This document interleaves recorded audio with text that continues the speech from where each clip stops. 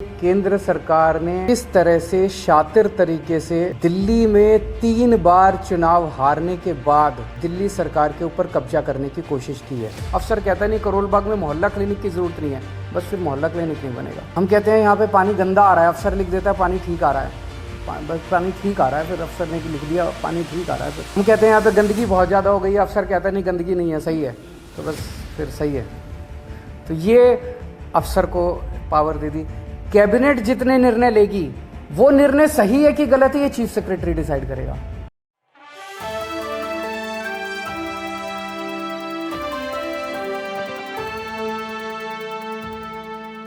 आज national capital civil services authority की पहली मीटिंग हुई, लेकिन ये निर्णय पहला नहीं था, मैं थोड़ा सा उस पर एक्सप्लेन करूँगा। पहली मीटिंग हुई,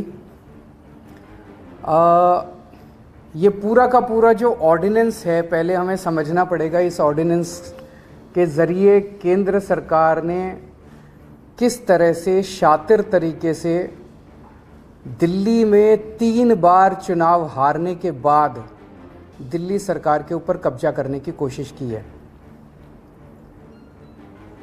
उन्होंने कई ऐसे प्रोविजंस इसके अंदर लिखे हैं अध्यादेश के अंदर, जिसके ज़रिए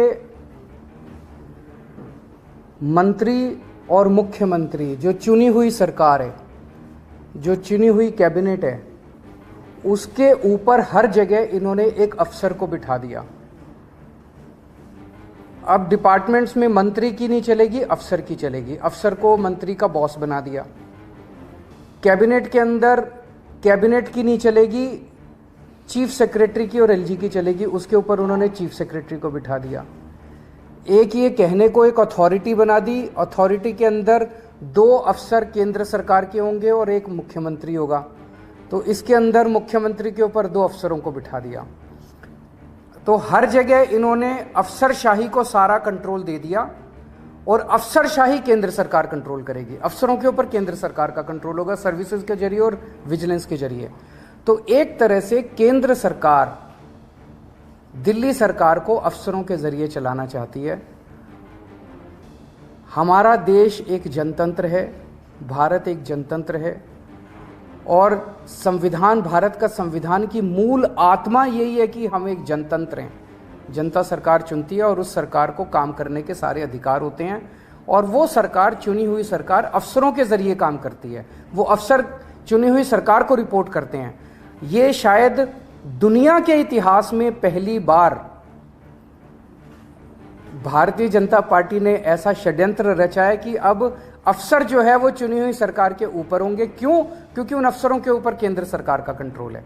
केंद्र सरकार उन अफसरों को कंट्रोल करती है, किसी को भी ट्रांसफर कर सकती है, किसी को सस्पेंड कर सकती है। कि अफसरों के ऊपर केंद्र सरकार का कंट्रोल है और अफसर जो है वो मंत्रियों के ऊपर बैठेंगे।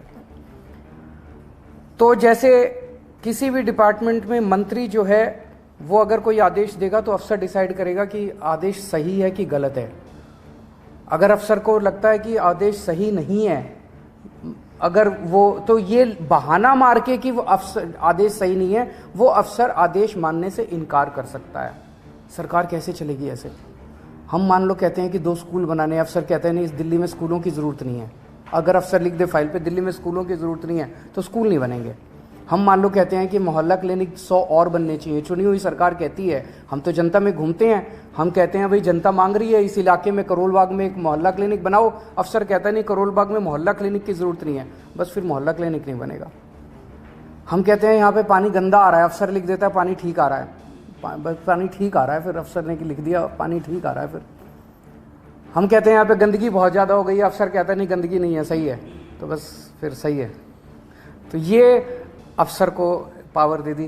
कैबिनेट जितने निर्णय लेगी, कैबिनेट मतलब सुप्रीम बॉडी, चुनी हुई सरकार की सुप्रीम बॉडी, जिसमें सारे मंत्री होते हैं, मुख्यमंत्री उसका अध्यक्ष होता है।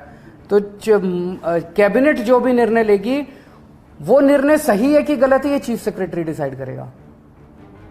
तो चीफ सेक्रेटरी डिसाइड करेगा कैबिनेट ने निर्णय सही लिया कि गलत लिया, और फिर वो एलजी को रिकमेंड करेगा। एलजी उस पर कैबिनेट के किसी भी निर्णय को पलट सकता है। ये तो संविधान में भी नहीं दे रखा कि एलजी किसी भी निर्णय को पलट सकता है। इन्होंने नया एक संविधान बदल दिया और ये अथॉरिटी बनाई है कि अथॉरिटी के अंदर मुख्यमंत्री बैठेगा, मुख्यमंत्री के सर पे 2 अफसर बैठेंगे।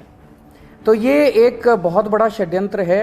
अथॉरिटी की जो मीटिंग है, अथॉरिटी कितना फ्यूटाइल एक्सरसाइज है इससे आप समझ सकते हो। ये पहली मीटिंग हुई, इसके पहले एक फाइल आई मेरे पास 15 दिन पहले, लास्ट वीक ऑफ मई में। उस फाइल में वो एक ऑफिसर को सस्पेंड करना चाहते थे। उसको फाइल को पढ़ने के बाद मेरी 3-4 क्वेरीज थी, क्लैरिफिकेशंस थे। तो मैंने फाइल पे लिखा कि ये 3-4 मेरे क्लैरिफिकेशंस हैं और इनका जवाब दिया जाए। उसके बाद मैं बताऊंगा कि मीटिंग किस दिन होगी, कितने बजे होगी और कहाँ होगी। वो 3 या 4 क्लैरिफिकेशंस क्वेश्चंस मैंने लिख के फाइल पे भेजे। वो फाइल मेरे पास फिर वापस नहीं आई, वो फाइल सीधे एलजी के पास चली गई और उस फाइल पे लिखा गया कि अथॉरिटी के 3 मेंबर में से 2 मेंबर्स की सहमति हो गई है, 1 मेंबर की सहमति नहीं है, इसीलिए इसको अप्रूव। तो वो तो हमेशा ही उन दोनों की सहमति है, वो तो दोनों केंद्र सरकार के ऑफिसर्स हैं और मैं ही उसमें अकेला हूं। तो मतलब मैं अगर कोई उस मीटिंग के अंदर क्वेरी भी करता हूं, क्लैरिफिकेशन भी मांगता हूं, तो मेरी क्लैरिफिकेशन के जवाब भी देने की जरूरत नहीं है। तो वो एलजी साहब के पास उन्होंने फाइल भेजी, एलजी साहब ने लिख दिया कि ऑफिसर को सस्पेंड कर दिया जाए। ऑफिसर को सस्पेंड कर दिया गया। मेरे पास ना ऊपर जाते टाइम फाइल आई, ना नीचे जाते टाइम फाइल आई। मेरे पास तो जब फाइल आई मैंने उस पर क्वेरी रेज की और क्वेरी के बिना जवाब दिए उन्होंने एलजी से अप्रूवल। फिर अथॉरिटी की जरूरत क्या यार। तो ये दिखाता है ये सारी चीजें हम सुप्रीम कोर्ट लेके जाएंगे और हमें पूरी उम्मीद है, सुप्रीम कोर्ट से भी उम्मीद है और सारी पार्टियों से भी उम्मीद है कि अगर सुप्रीम कोर्ट में भी मिलेगी, राहत मिलेगी और अगर राज्यसभा में, संसद में बिल आता है तो उसको जीतने नहीं देंगे। आज एक मुद्दा था जिसमें एक ऑफिसर के ऊपर कुछ डिसिप्लिनरी प्रोसीडिंग्स थी। उसने ये फॉरेंसिक लैब में कुछ गड़बड़ की थी। उस पे वो ब्लैक एंड व्हाइट मुद्दा था, उसमें तीनों की सहमति थी कि इसको सस्पेंड कर, इसके खिलाफ डिसिप्लिनरी प्रोसीडिंग शुरू की जाए। यानी आप ये कहना चाह रहे हैं कि अथॉरिटी की बैठक से पहले ही निर्णय ले लिया जाता है और आपको बताया जानकारी भी नहीं दी जाती। पिछली वाली जो मीटिंग थी उसमें मैंने जैसे बताया, मेरे पास फाइल आई कि इस अफसर को सस्पेंड किया जाए। मैंने कहा कि इसको क्यों सस्पेंड किया जाए, इसके लिए 3 क्लैरिफिकेशन मैंने मांगी। वो 3 क्लैरिफिकेशन का जवाब देना चाहिए था कि ये कारण है। वो 3 क्लैरिफिकेशंस के जवाब देने की बजाय उन्होंने फाइल सीधे एलजी को भेज दी कि अथॉरिटी के 3 सदस्यों में से 2 सदस्य तैयार हैं। वो दोनों तो उनके अफसर हैं अपने ही, उन दोनों ने साइन कर दिए। मुख्यमंत्री की इनको जरूरत ही नहीं है। जनतंत्र गया, जनतंत्र की ऐसी तैसी। सर, आपने लॉ एंड ऑर्डर को लेकर भी एलजी को चिट्ठी लिखी है। पूरे दिल्ली के अंदर पहली बार हो रहा है जो इतने बड़े संडे का दिन था ना, शायद संडे को 4 मर्डर एक साथ दिल्ली के अंदर हुए। पूरे मैं लोगों से मिलता रहता हूँ, दिल्ली के लोगों के मन में दहशत है और मैंने एलजी साहब को लिखा है कि कुछ करें। एलजी साहब भी करें, अमित शाह जी भी करें, दोनों मिलके दिल्ली के लॉ एंड ऑर्डर को सुधारें। जैसे दिल्ली में हमने एजुकेशन ठीक कर दी, हमारे पास जो क्षेत्र थे उनमें से कई क्षेत्र ठीक कर दिए।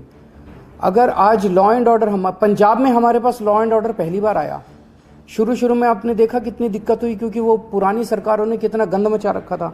आज पंजाब लॉ एंड ऑर्डर के मामले में दिल्ली में टॉप के 1-2, इंडिया टुडे का शायद सर्वे आया था, टॉप के स्टेट्स में माना जाता है। लॉ एंड ऑर्डर इतना शानदार कर दिया हम लोगों ने पंजाब के अंदर। दिल्ली में अगर लॉ एंड ऑर्डर हमें दे दिया जाए, अगर पुलिस का कंट्रोल हमें दे दिया जाए दिल्ली के अंदर, देखिए हम कितना अच्छा लॉ एंड ऑर्डर करके दिखाते हैं।